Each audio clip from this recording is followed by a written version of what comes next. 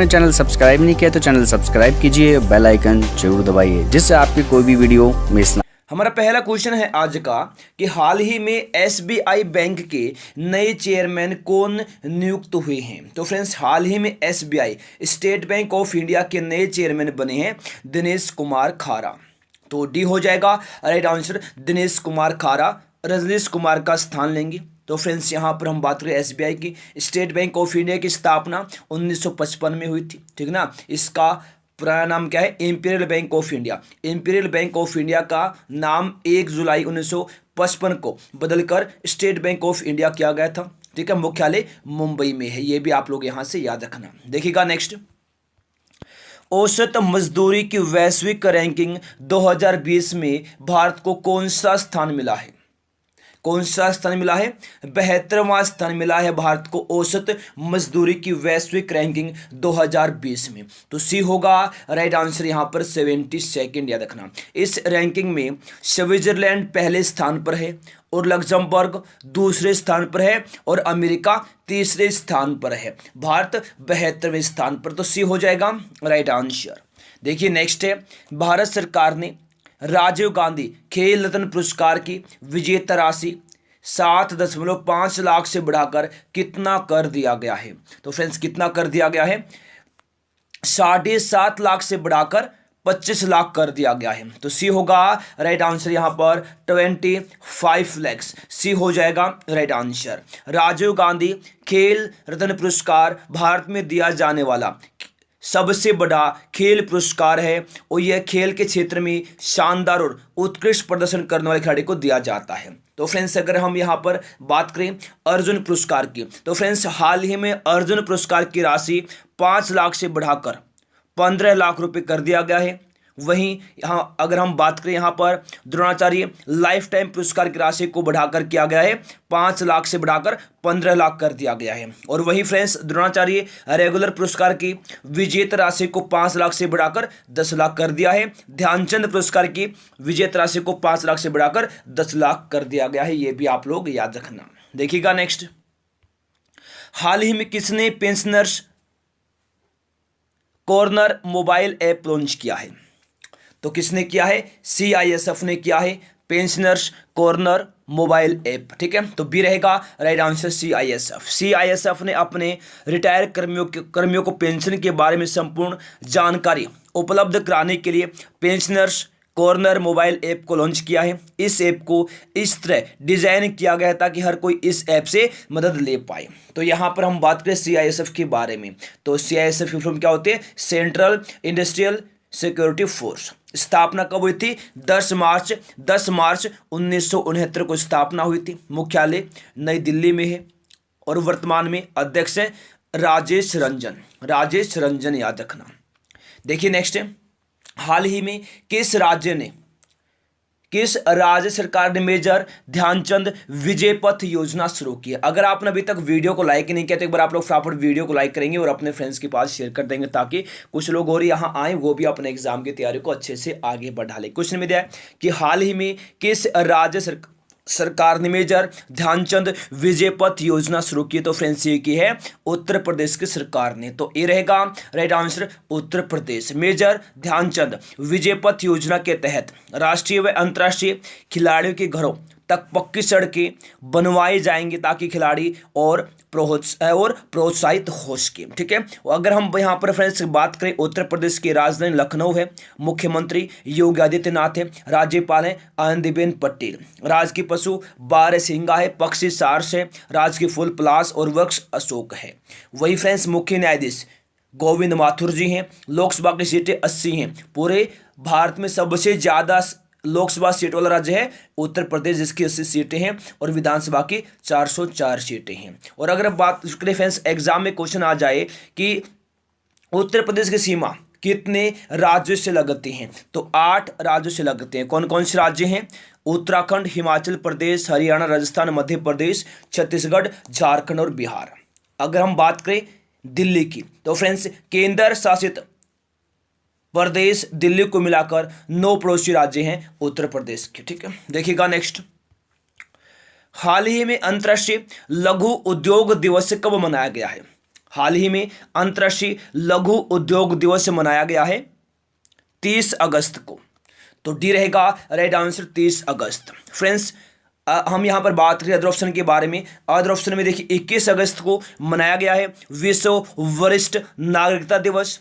26 अगस्त को मनाया गया है विश्व क्या जी फ्रेंड्स 26 अगस्त को मनाया गया महिला समानता दिवस। महिला समानता दिवस मनाया गया है 26 अगस्त को। और 29 अगस्त को राष्ट्रीय खेल दिवस मनाया गया है।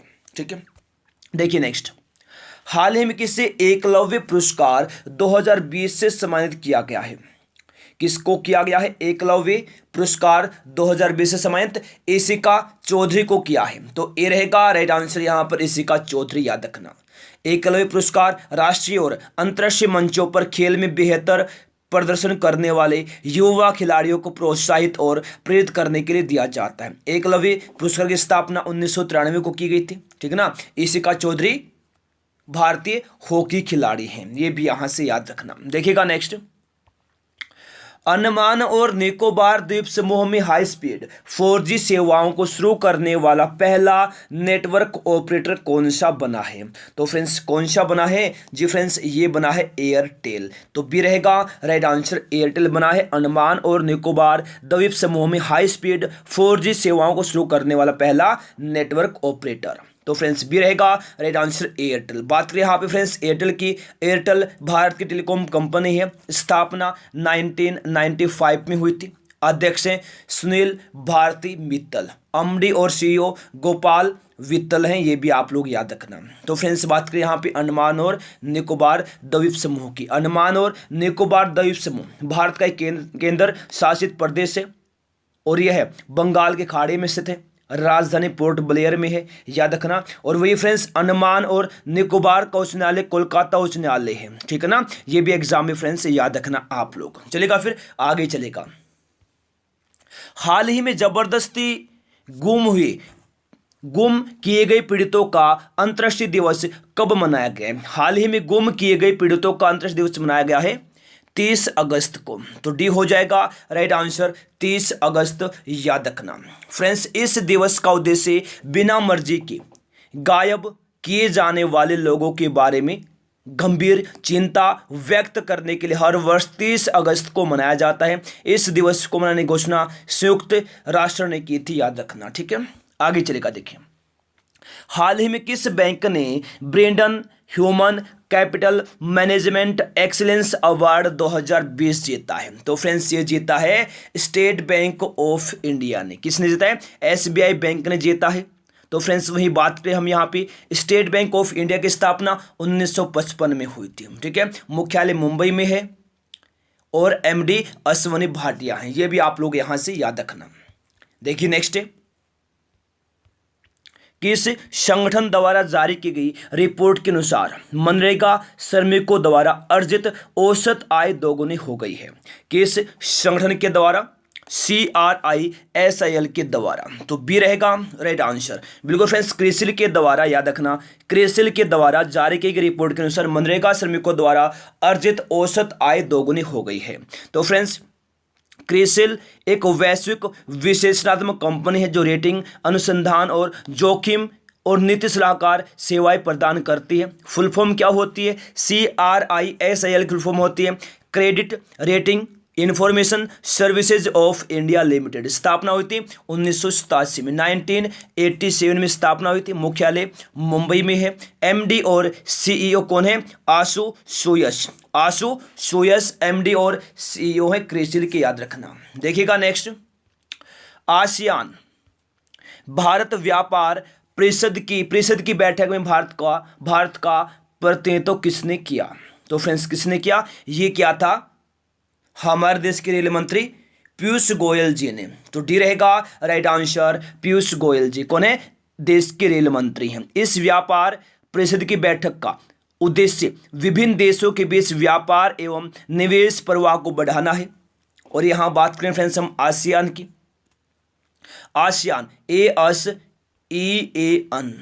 ASEAN,